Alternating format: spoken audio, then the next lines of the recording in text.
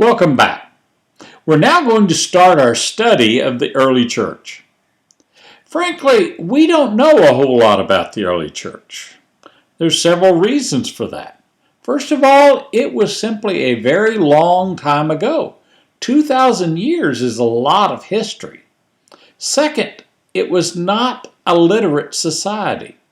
Today we write down everything or take videos of everything. Any major event, there are hundreds of books and books by the thousand written on every subject.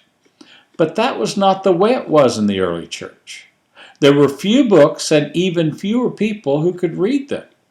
This was especially true of the early church because the literate people were the members of the upper class. The church was mainly made up of the lower class and even the slaves. Early Christians were despised by the intellectuals, and the vast majority of the early church could not read or write. Therefore, no books. But there was another reason. Third, the early church was persecuted by the Romans. This made it dangerous for anyone to have Christian literature in their possession. In addition, when literature was discovered by the Romans, they destroyed it. So very few books survive from this time period. Therefore, most of what we know about the earliest days of the church comes directly from Scripture itself. Therefore, as I said, in the first section, we're going to be looking at what the Bible tells us about the early church. Over the years, the church has gone through many transformations. In this course, and the one you'll be taking later, we will figuratively journey through the different transitions of the church. Now, most church histories will say there are three major periods of church history. These three are the early church, from Pentecost to the fall of Rome and the rise of the Roman Church with Pope Gregory. Then there's the Middle Age church, which is from the fall of Rome to the rise of the modern Roman Church, then to the Reformation. The third age being the modern age, from the Reformation to today.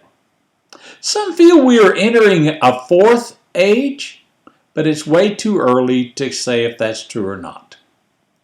In this course, we're going to look primarily at the early church and pretty much skip over the Middle Ages, only giving a brief look at the evangelism of the barbarians and the first part of the Crusades, looking not so much at what happened in the Crusades, but their impact on the church leading to the Reformation. For the sake of time, we'll pretty much skip over the 1,000 years of church history in the middle and concentrate on the first 500 and the last 500. In this course, we will be focusing mainly on the first 500 years. Then we'll spend a little time on the conversion of the barbarians and the split between what we now call the Eastern Orthodox Church and the Roman Church.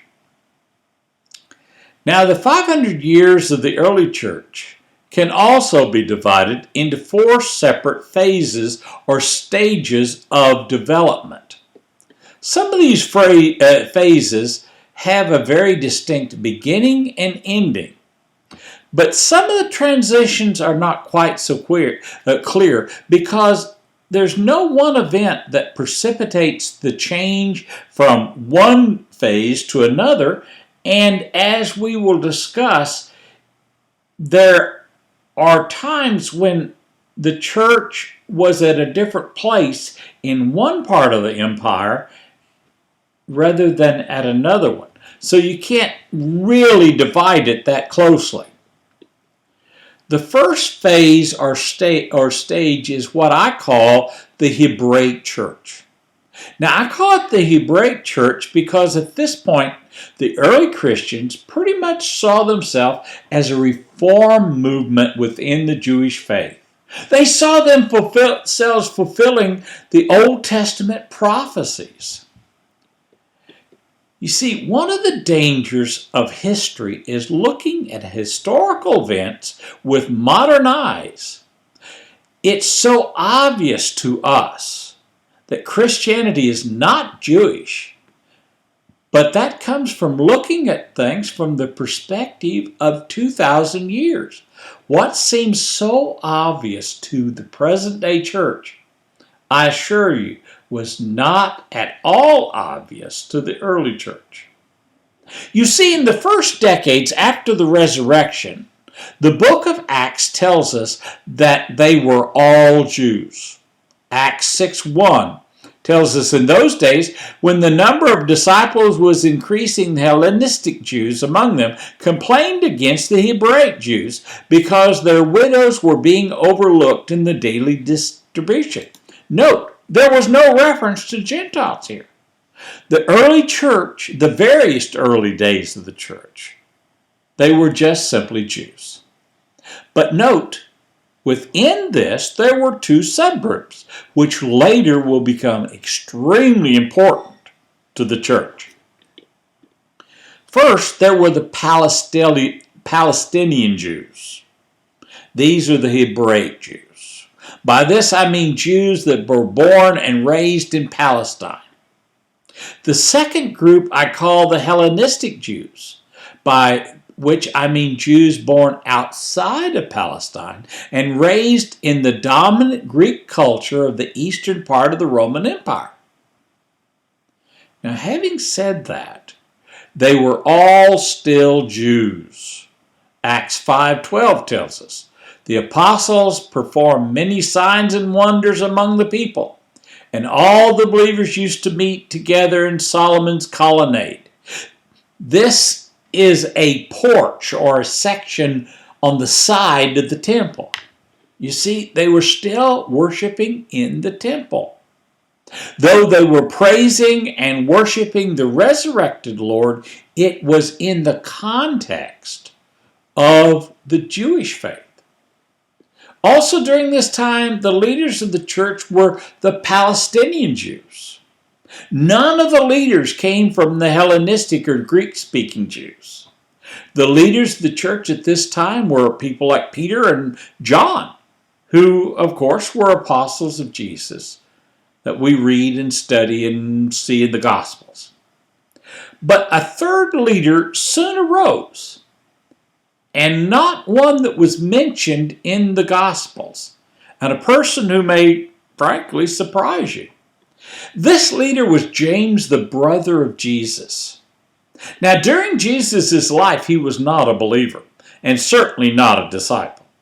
In fact, he may have even opposed Jesus' ministry. We get a hint of this in Matthew 12:46, where we're told that Jesus was still talking to the crowd when his mother and brothers stood outside waiting to speak to him. Now, if you remember this passage, well, you'll know that his mother and brothers had come to take him home. Basically, they were there to say, look, if you keep this up, you're going to get killed. Which, of course, he did. But we're told later that the resurrected Lord appeared to James. 1 Corinthians 15:7. Then he appeared to James and then to all the apostles. James not only came to believe, but became a leader in the early church. He is often called the first bishop of Jerusalem. How then did this basic Jewish sect break out of Judaism and turn it into a worldwide religion?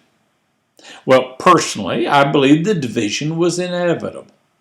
As the church came to realize the truth of Jesus' words, they realized there had to be a break. Matthew 9:16.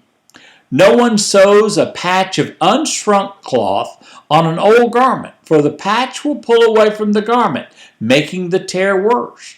Neither do people pour new wine into old wineskins. If they do, the skins will burst. The wine will run out, and the skins will be ruined. No, they pour the new wine into new wineskins, and both are preserved. What Jesus is telling them in this parable is this is a new revelation. It won't fit in the old faith. Christianity, Jesus was telling them, will be radically different from Judaism. They just weren't ready to hear it. God was doing things that he had never done before. And he was doing them in such a manner they would not be held by the old wineskins of Judaism. First, there was the resurrection, which we are told the resurrection rumors spread throughout Jerusalem after the resurrection. Shortly after there came the Feast of Pentecost. During the feast, the 120 disciples met in the house, and suddenly God's Spirit came upon them. And the apostles immediately began to preach Christ crucified and raised from the grave, and salvation by his sacrifice. These concepts, truths, ideas could not be held in Judaism. But in spite of the differences, for the first 8 years after the resurrection, there was an uneasy coexistence between Judaism proper and the emerging Christian sect. But these contentions continued to rise between Judaism and the people who called themselves the followers of the way, or simply the way. But as the years went by, the followers of the way became bolder and the accusations of the Jews harsher. In Acts 5:18, we are told they arrested the apostles and put them into jail. The final break, of course, comes in Acts 7, when the high priest asked Stephen, are these charges true? And he begins to talk about Jesus, ending up with his stoning. What upset the Jews so much was that Stephen dared to renounce the law of Moses and attack the temple. When he began his defense, he argued that men might worship God apart from the temple. He traced the ways of God with his people, showing that Moses prophesied the coming of the Messiah. And he said that they had murdered the Messiah. No wonder they killed him. Stephen not only became the first martyr of the church, but he brought about the final and total break of the followers of the way from Judaism. He showed that Judaism and the way, or Christianity, were irreconcilable. The Jews believed that the law eternally presented God's will to his people. Stephen said the law and the temple were temporary. He said that the purpose of the law and the temple was not to be the means of salvation, but rather to point to the Messiah, and that Jesus was Messiah, and he, not the temple, was the means of salvation. And they had crucified the Messiah. At this point, there was no reconciliation between the Jews and Christianity. And the church had to leave Jerusalem. Acts 8:1 tells us, with Saul hot on their heels. Now, the break between Judaism and Christianity may not have been quite as sharp as it appears to us today. Again, remember that we're looking at things through the perspective of 2,000 years. If you will notice, after the stoning of Stephen, the church dispersed, but maybe not all the church. We are told the apostles stayed in Jerusalem. If you look carefully at the names of those who fled, you will see that, like Stephen, they were Hellenistic or Greek-speaking Jews, not Palestinian Jews. There are two explanations for this. One, the Palestinian Jews simply may not have been as radical as the Hellenistic Jews at this point. For example, we see later in Acts, when the Hellenistic Jews abandoned circumcision, the Palestinian Jews still clung to it. This and Similar beliefs may have made them, the Hellenistic Jews, targets of the Jewish wrath. And while the Palestinian Jews may not have been quite as radical. But there's a second reason, which frankly is the one I go along with. The Palestinian Jews may have been just as radical as the Hellenistic Jews, but they were hometown folk, which protected them some. They had relatives and friends among the other Jews who protected them and defended them for a while. But whatever is the case, we see that even the Palestinian Jews are becoming more and more radical. Acts 8:5, we see Philip founding the church in Samaria. In Acts 8:31, we see Philip preaching to and baptizing the Ethiopian eunuch. You see, even Peter was becoming more radical. In Acts 10:14 through 20, we have the vision on top of the house. "Surely not, O Lord," Peter replied. "I have never eaten anything impure or unclean."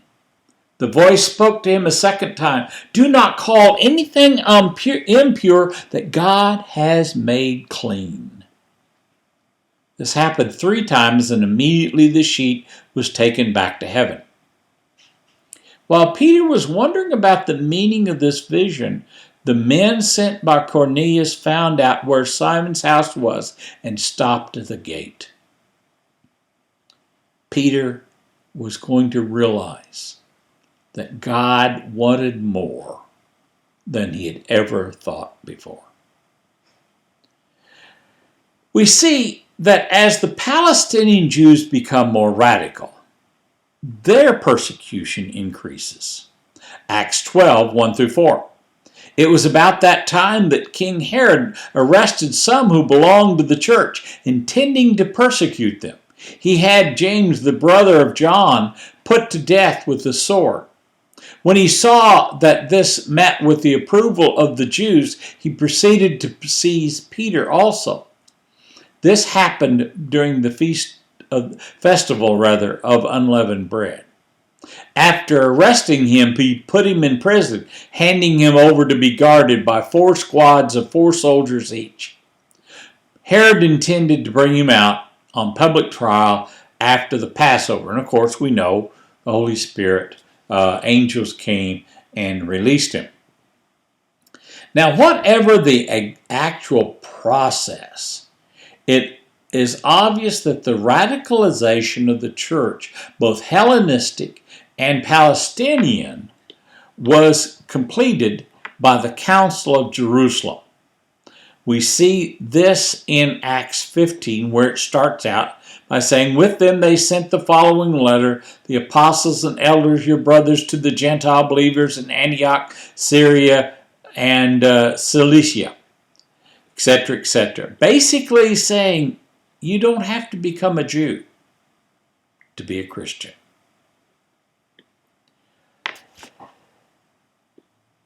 By this point, the conversion of the church from Judaism was basically over. One did not have to become a Jew, being circumcised and obeying the Mosaic law to become a Christian. At this council, the more radical position won the day. And for all practical purpose, at the Council of Jerusalem, the Hebraic church was dead. It was over. After the Council of Jerusalem, no one could say that Christianity was just another sect of Judaism. Maybe because of this radical turn, the opposition became much greater. So great that the Jerusalem church totally ceased to exist. James, the brother of Jesus, was martyred in 62, and the whole church of Jerusalem fled in 66 across the Jordan River to Pella, a predominantly Gentile city in modern-day Jordan. By 66 AD, the Palestinian church was no more, and the Hebraic period of the church had ended. Now, where I invite you to look at two of the videos that I provided. Have a Christ-centered day.